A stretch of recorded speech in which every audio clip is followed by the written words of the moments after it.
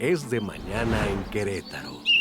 Josefa Ortiz carga en brazos a su hija mientras revisa lo que necesita para la modesta cena familiar con la que van a celebrar ese fin de año de 1813. No sabe que no la va a disfrutar. Unos guardias llegan y tocan a su puerta. Enviados por el virrey Calleja, la separan de su hija sin cuidado.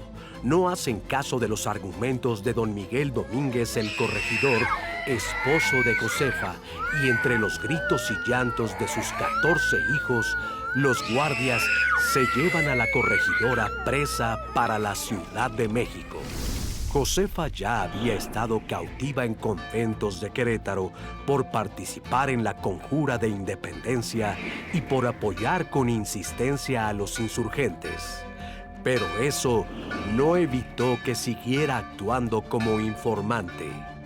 Ahora se la llevan hasta la capital para encerrarla y dejarla incomunicada en el convento de Santa Teresa la Antigua. Su esposo pide licencia de su puesto y va a defenderla. La acusan de sedición, de conducta nociva, escandalosa y seductiva, de continuar apoyando a la causa insurgente, ahora encabezada por Morelos. Josefa le escribe al virrey. Sus hijos y su esposo la necesitan, pero Calleja la ignora y en noviembre de 1816 la condena a 4 años de encierro en otro convento.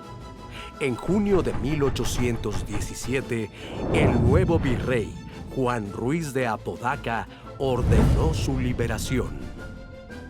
Josefa tenía ya casi 50 años, pero nunca renunció a sus ideas libertarias ni a apoyar la lucha por la independencia de México.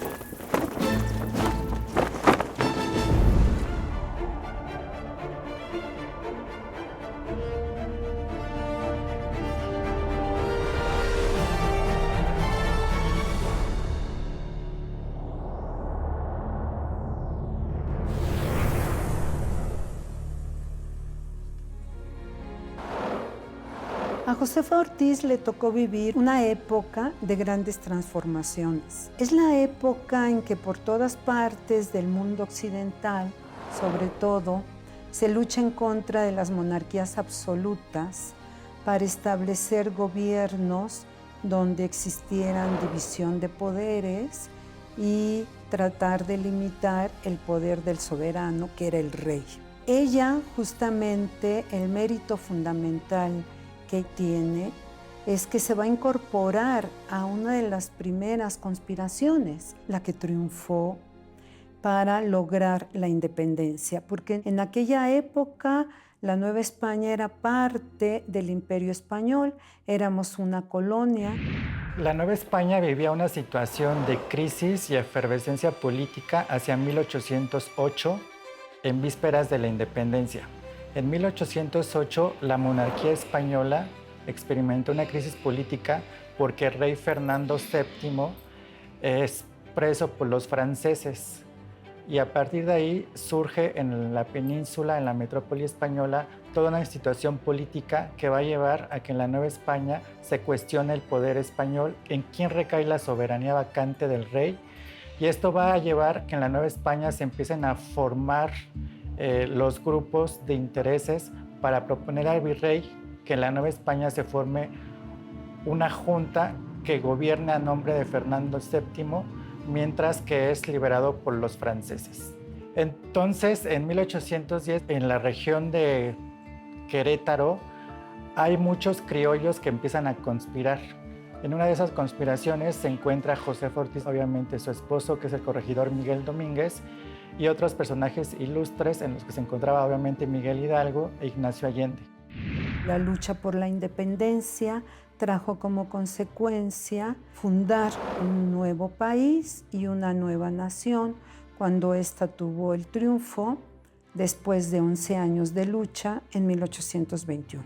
Esta es la época que le tocó a Josefa Ortiz ser una protagonista central del inicio de la lucha por la independencia en nuestro país. Aquella era una época dominada políticamente, culturalmente y económicamente por los hombres. Las mujeres que empiezan a luchar por la independencia de su país, como Josefa, tienen un mérito fundamental. Muchas de ellas eran familiares de los insurgentes y otras no. Otras en sus casas, sobre todo las de la élite colonial, sus maridos estaban en contra y ellas estaban a favor de poner fin a la dominación española e iniciar la vida soberana e independiente de nuestro país.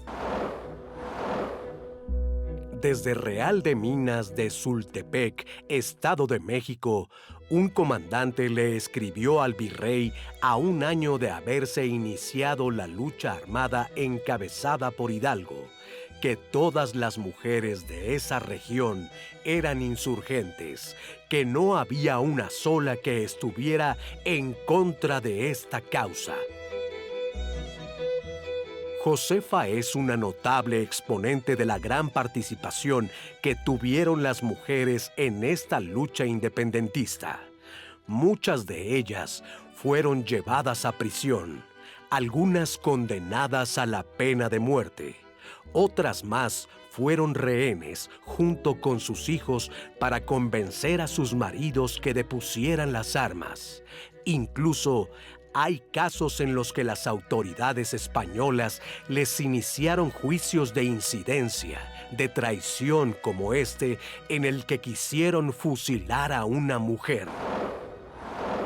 El fiscal de la audiencia acordó fusilarla por la espalda porque había movido las manos, es decir, había aplaudido cuando se enteró de un triunfo insurgente. Entonces las mujeres fueron protagonistas muy importantes de la lucha por la independencia. Claro, los dirigentes principales, obviamente, fueron hombres porque vivíamos en una época caracterizada por el dominio masculino en el ambiente político, económico y social de la época.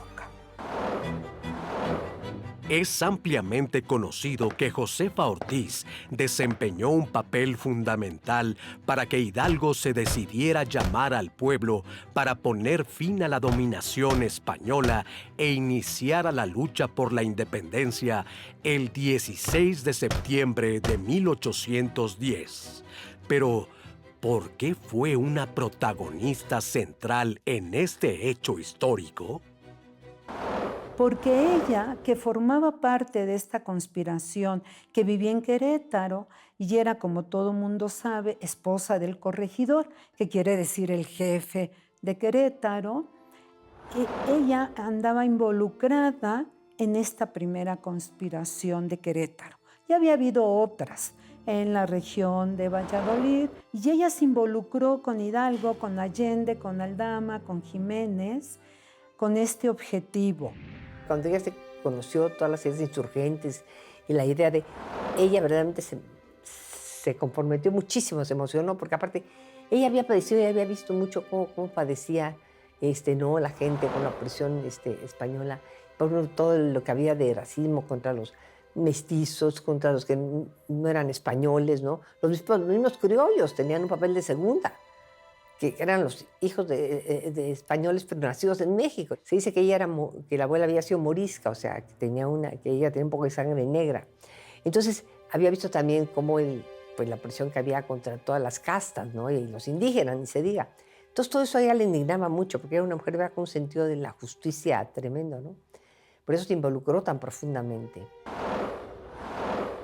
Y cuando al corregidor le llegó la orden de que iban a detener en San Miguel a Ignacio Allende y a todos los que estaban involucrados, se lo comentó a Josefa.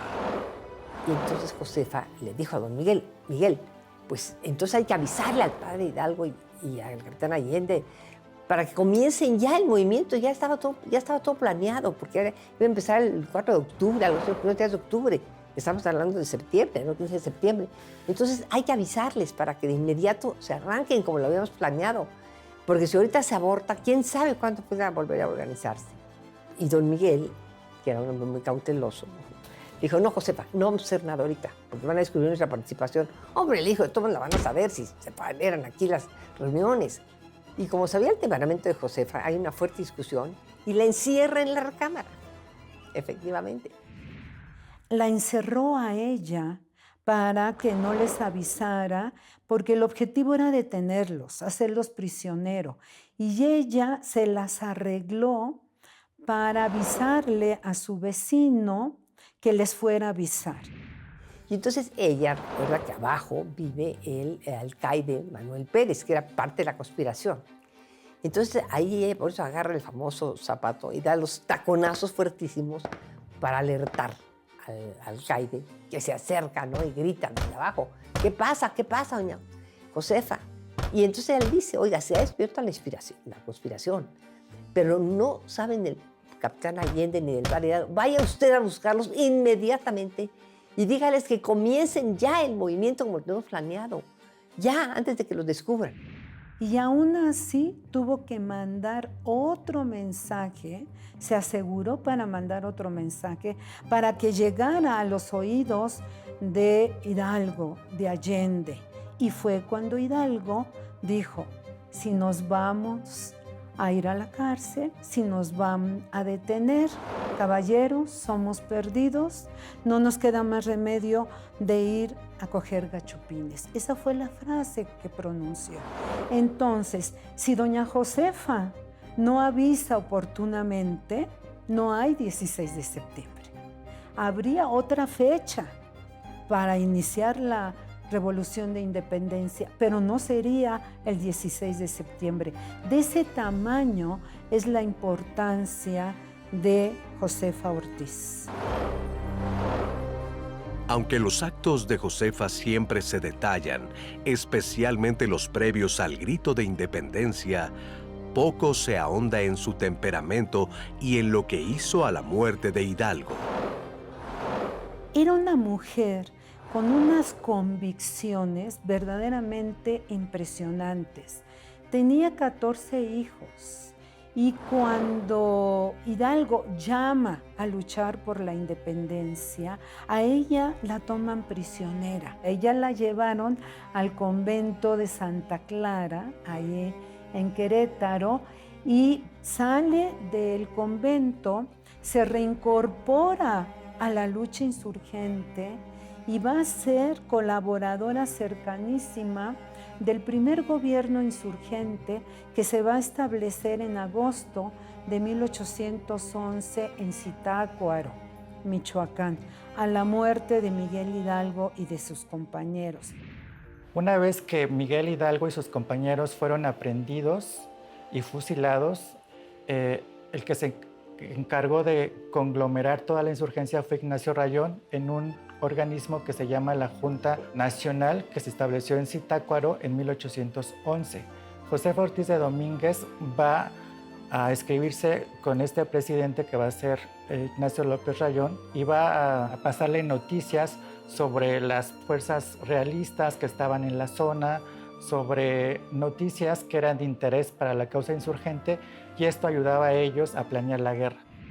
Ella va a seguir colaborando con ellos, a pesar de ser madre de familia de aquella época. Ya nos podemos imaginar cuál era el papel que la mujer tenía en aquella época, y más cuando tienes 14 hijos, como era el caso de ella. No obstante esta situación, ella sigue colaborando. Ella va a continuar luchando por la independencia. Va a tener pues una relación epistolar con los insurgentes que estaban en Zitácuaro en 1811. En estos años de 1811 a 1813, Josefa Ortiz va a participar de tal manera que va a convencer a los criollos de Querétaro de que se sumen a la independencia. Va a tratar de convencerlos de la causa independentista, de las bondades de establecer un estado independiente y de cómo ellos podían sumarse a esta causa insurgente. Siguió mandando mensajes, correos, haciendo acopio de cosas y pertenencias para seguir ayudando al movimiento. Y eso se supo en la Ciudad de México. Entonces, el virrey mandó a un espía, un tal canónigo Beristain, para que averiguara qué estaba pasando en Querétaro, entre otros para saber qué sacerdotes estaban involucrados con el movimiento insurgente. Porque el bajo clero, como apoyaban el movimiento insurgente, pero el alto clero no. No querían perder sus privilegios. Mariano Beristain y Sousa, una gente muy conocida, muy antiinsurgente y obviamente pro-español, pro que continuara la dominación española, está en Querétaro. Y ahí se da cuenta que doña Josefa está colaborando para realizar las elecciones que las Cortes de Cádiz habían mandado a través de su constitución celebrar para nombrar a diputados a estas cortes y a miembros de un órgano que se llamaba Diputación Provincial. Ella era muy activa para derrotar al partido de los españoles. Al darse cuenta de esto, Beristain, muy alarmado, le escribe una carta encendida al virrey Calleja. En que dice, la que es una gente audaz y terrible, señor virrey, es la esposa del corregidor.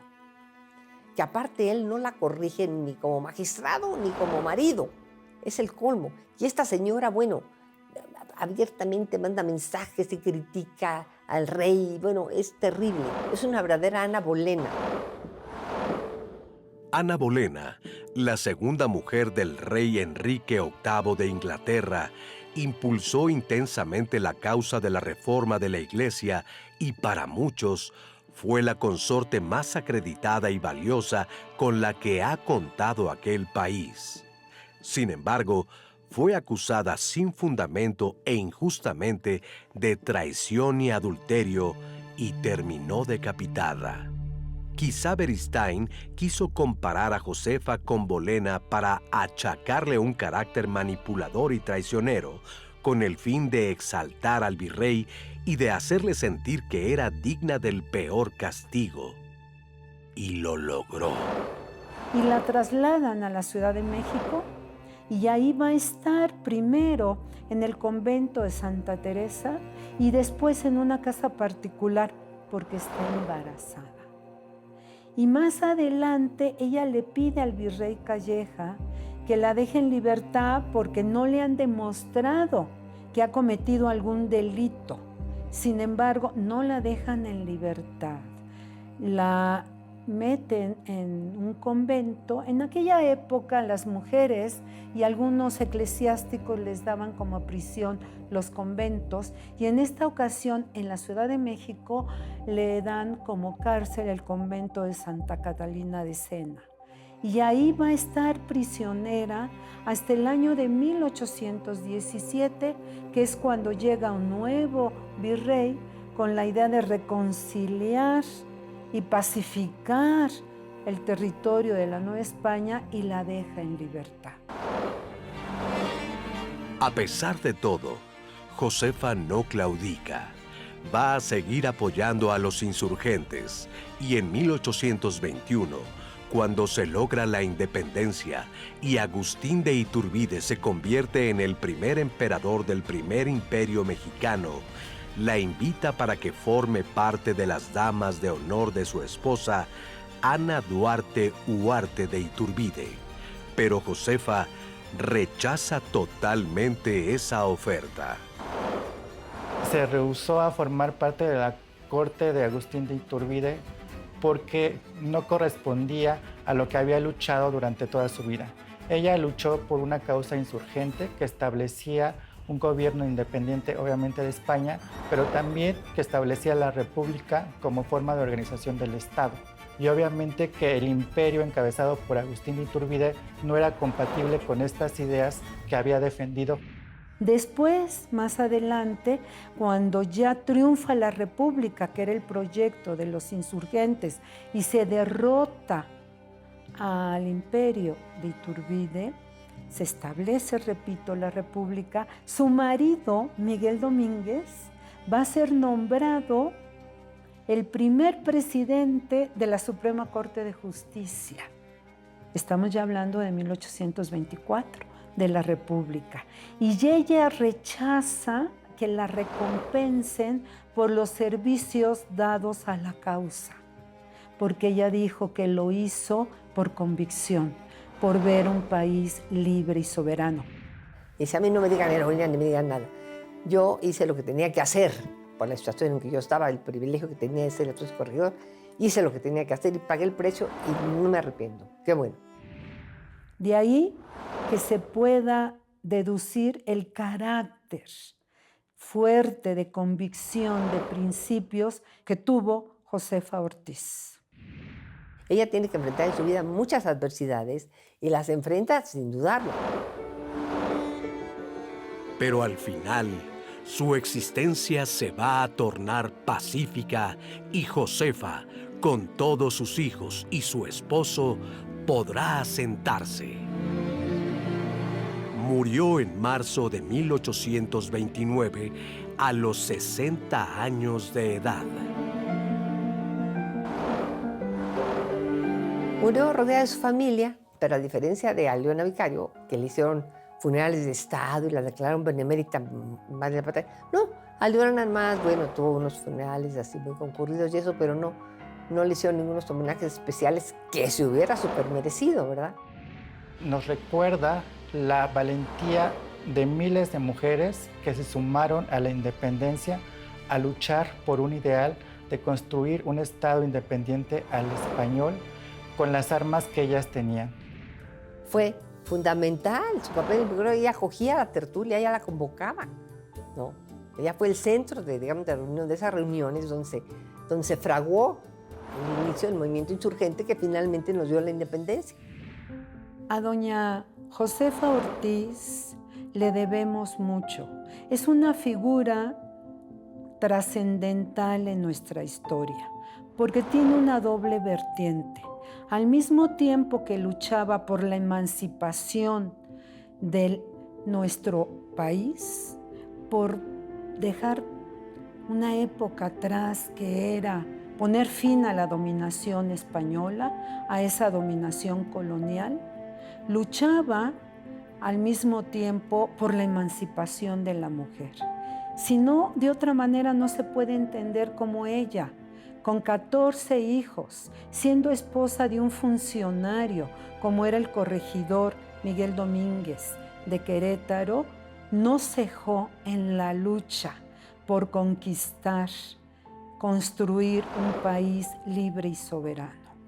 Creo que de las mujeres de nuestra historia, ella tiene un lugar especial y representa al mismo tiempo a las miles de mujeres que en esa época lucharon también por la independencia de nuestro país.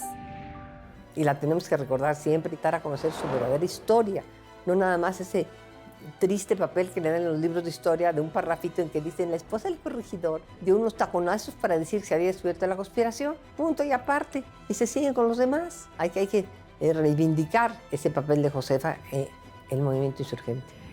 Considero que el legado de doña Josefa Ortiz es que las mujeres como ella fue, podemos luchar por nuestra propia emancipación como mujeres y por el desarrollo político, económico y social de nuestro país. Involucrarnos en esa transformación que es muy importante que las mujeres participemos.